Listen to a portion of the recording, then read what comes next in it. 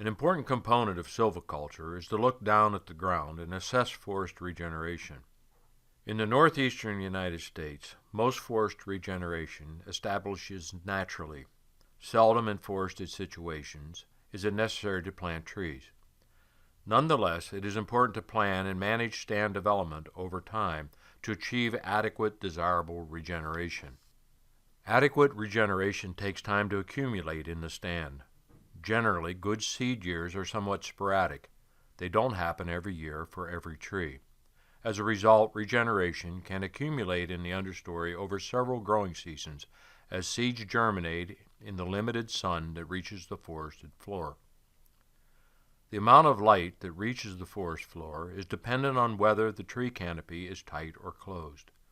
Of course, with limited light reaching these seedlings, some struggle to stay alive and many die. Even so, as individual trees in the overstory die, or as silvicultural prescriptions guide the removal of trees in or below the canopy, it is possible to build seedling numbers over time. To better understand how to manage light and regeneration in forest stands, let's look at an example of how a stand may develop. This graphic represents a mixed species stand developing after a harvest.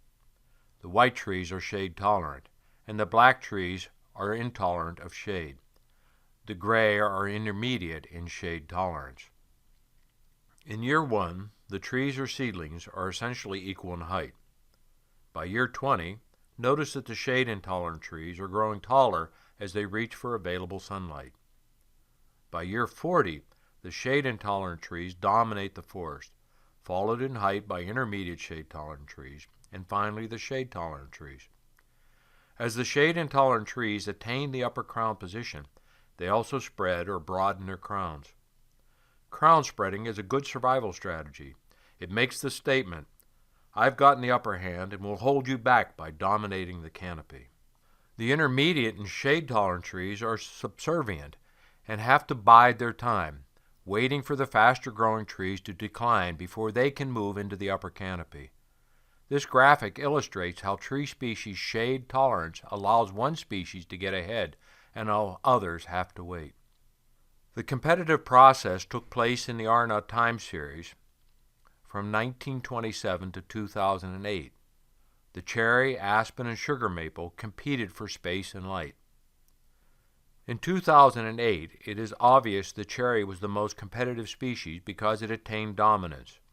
Sugar maple were growing slower and declined in number, but were still present in the understory to capture resources in case something happened to the cherry. Foresters would say the stand depicted in the Arnott slides is even-aged.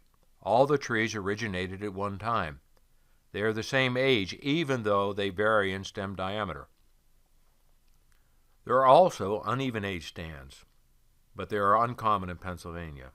Uneven-age stands truly have trees of many ages, and the size distribution does relate to age. Big trees are old, and little trees are young. Foresters refer to each of these age and size classes as cohorts, meaning they started at different times. Although sustainable forest management involves a variety of considerations, it is fundamentally concerned with renewing trees. To do so, understand the importance of regeneration and stand development.